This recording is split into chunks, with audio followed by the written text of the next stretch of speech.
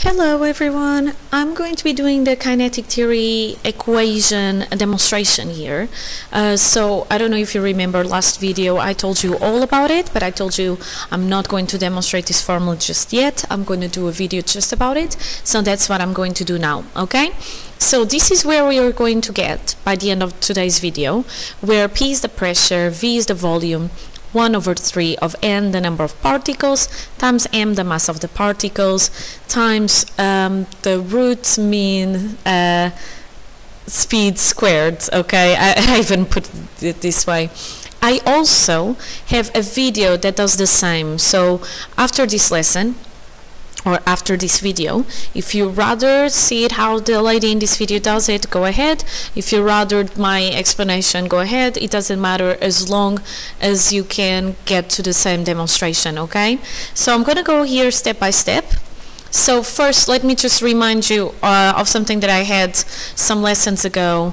So we talked that particles are going in high speeds, that I have a large number of particles. Collisions are elastic, so I don't need to think about much. Newton's laws are going to be applicable.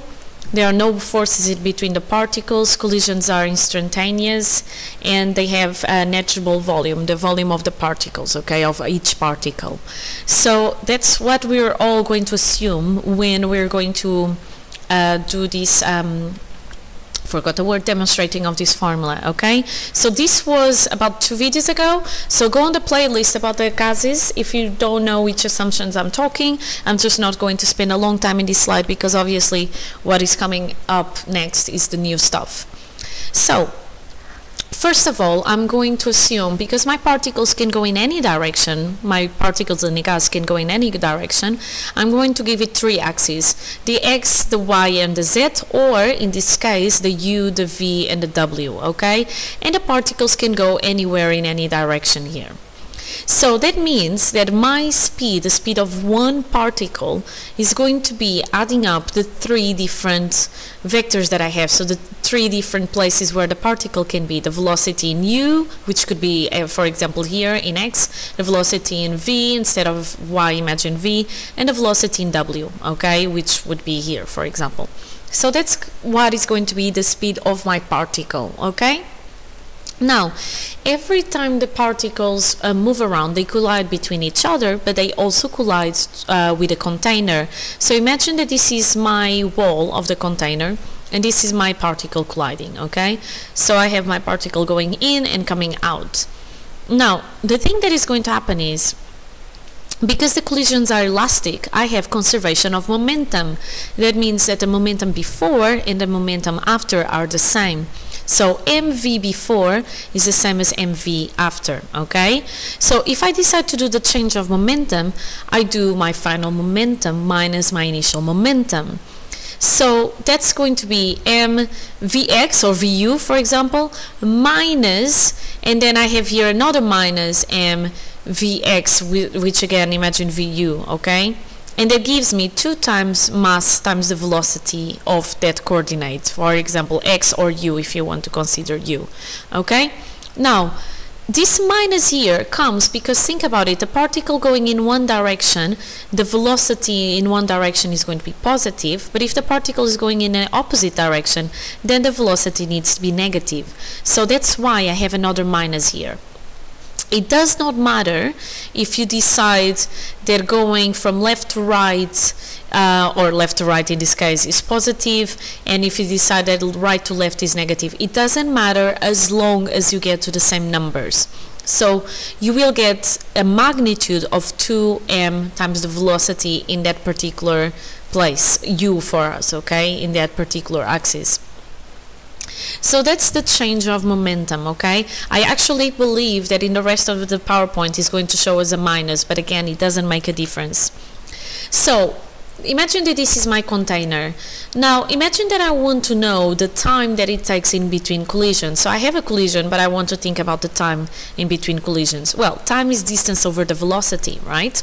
So the distance that I'm going to travel, imagine again that I'm talking about u or x, okay, is going to be this distance, okay, but I am going to go and then I hit one wall and then I can collide back. So that's going to be the total distance going from one wall back, okay? So it's going to be 2 times Lx, where L is the length of the sides and X is just because I'm thinking about the X or the U direction, okay? And then the component of the velocity, well, the component of the velocity, if I'm thinking about this direction, I'm going to say is u, okay, or x if you want to put vx. Alright, so that's going to be 2lx, because it's the distance going in and coming back, divided by the velocity. That's fine. Now, because I can apply Newton's laws, because again, I told you in the beginning that that's an assumption that I'm going to tell you, or that I'm going to apply, I can figure out the force of the molecule, okay, or on the molecule. And Newton's second law says that you have force equals mass times acceleration, but that acceleration is actually, that's the same as saying is a derivative of the momentum over time. So the force of the molecule, it will be the change in momentum over the time taken. Well, this is the time taken, and my change in momentum, I just calculated, has a magnitude of 2m times the velocity.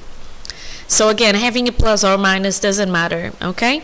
So 2mu1 over the time taken, 2lx over u1. So I'm going to have these 2 to cancel out, m stays there, lx stays there, this u is going to multiply up here, so I get u1 squared, okay? So my force is going to be mass times u1 squared divided by the length. My first force, so my force in that particular direction, okay? And I know that pressure equals force over area. So if I now want to find the pressure in that coordinate or that axis, then I do that force that I got over the area. Now, I'm moving around here, right? So my area is going to be this square here, okay? Can you see that? So my area, my surface area, or the area of this square is going to be Ly, because it's the height of this face, times Lz, sorry, because that's going to be the length of this face, okay? So I'm going to have force over the area of this face, okay? It's not shaded, everything is shaded there. So Ly times Lz. So that means that I have mu1 squared, this part, divided by Lx times Ly times Lz. Now the thing is, multiplying X, Y, and Z is the same as calculating the volume. The volume is the length 3 times, right? It's length times length times length. So I can substitute this by volume. So I get mu1 squared, just like in the beginning, divided by V, the volume, okay? So far I got a formula for the pressure, okay? So for the pressure in one direction. Now, imagine that I want to know the pressure for all my particles, okay, in that particular direction. So, if the pressure for my first particle is going to be this times u1, the velocity that my first particle is going to, then I get exactly the same formula, but for u2, u3, up to un, so up to my end particle. And my pressure in the u direction is going to be the adding of all the pressures that each particle can have. Now, I have m's and v's all multiplying different velocities, so I can put m and v to the sides, open brackets, and then add all these velocities squared, okay? Now, I don't know if you remember, but let me go back a couple of slides.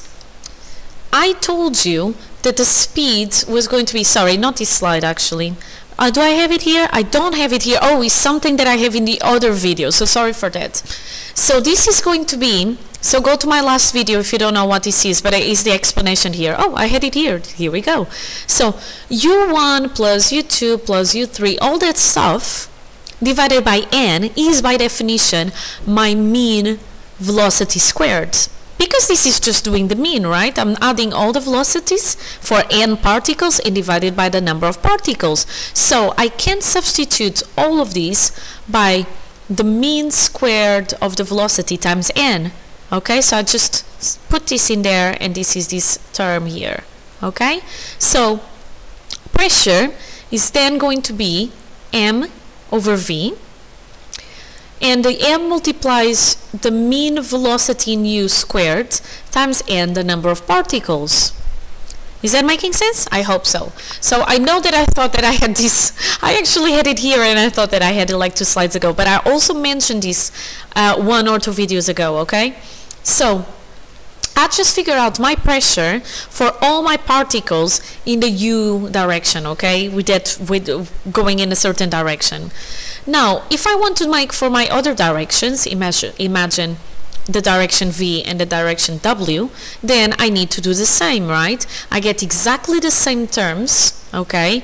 And my mean velocity squared for v is going to be the velocities of each particles in the v direction divided by the number of particles in n, and in w for each particle again in the w direction and divided by the number of particles n.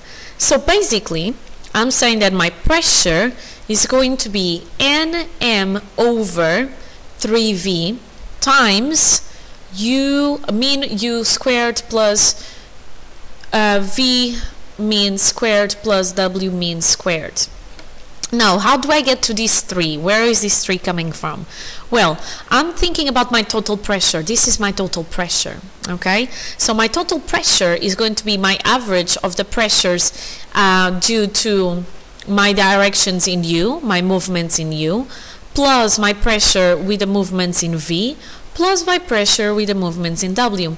And if I want to calculate the average, then I do the pressure in u plus the pressure in v plus the pressure in w, and I divide by the number of terms I have. I have 1, 2, 3, so I divide it by 3, okay? So my total pressure is going to be 1 over 3, okay, of nm over v, of all these velocities in u, in v, and in w, okay? Now, I know that my root mean speed squared equals to my mean velocities in u squared plus my mean velocity in v squared plus my mean velocity in w squared. So I can pick that part that is under brackets and substitute it to speed root mean, the root means speed squared, right? I can do that. So that's what I'm going to do. I'm going to pick these ones. They are here, look here, okay, and substitute it with this, which is CRMS squared. So I get that my total pressure is going to be equal to my number of particles times the mass divided by 3v, and this 3 comes because I want the average of the pressures, okay, times my root mean speed squared, root mean squared speed, oh my god, you know what I mean. So now if I put my v onto this side, I get that PV equals 1 over 3 times n times m times c RMS squared, okay? And I just got the formula for the kinetic theory equation, okay? So this is exactly the same as this, all right? So PV equals 1/3 of m n m c RMS squared, okay? So this is actually simpler than it looks like. So all that you need to do in taking in consideration our steps is the following. So I'm just going to run through it really quickly, okay? So number 1, well, take care with the assumptions. Remember that particles can go in any direction.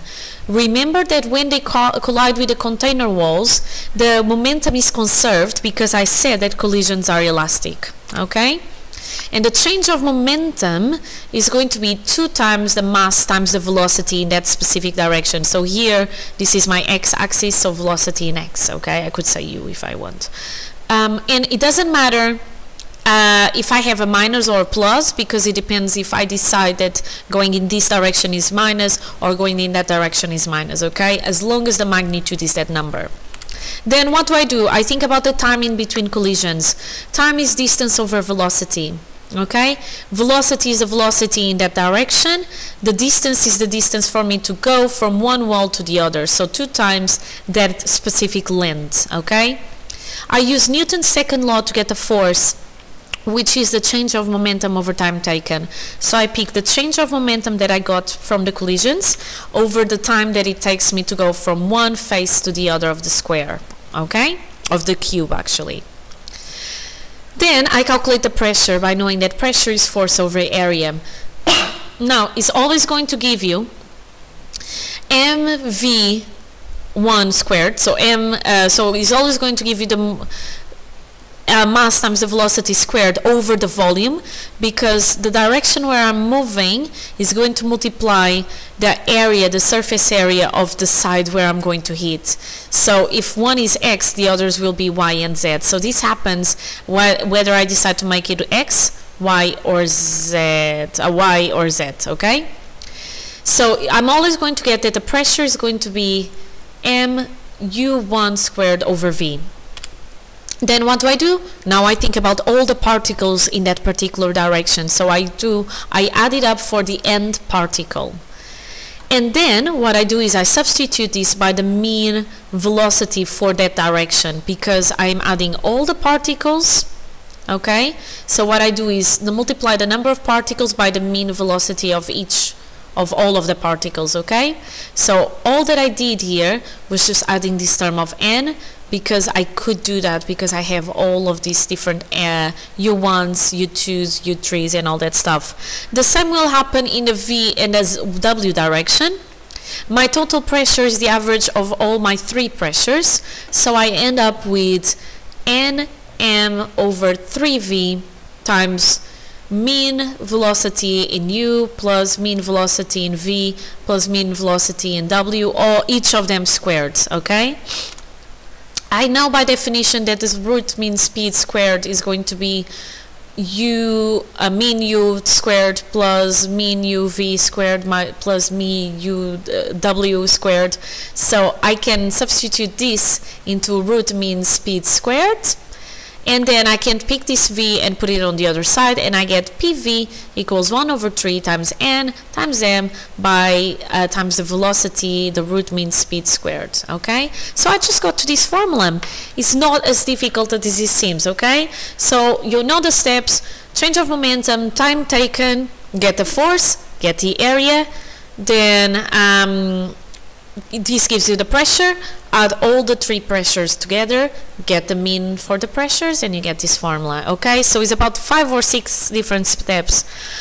Anyway, I hope this helped you.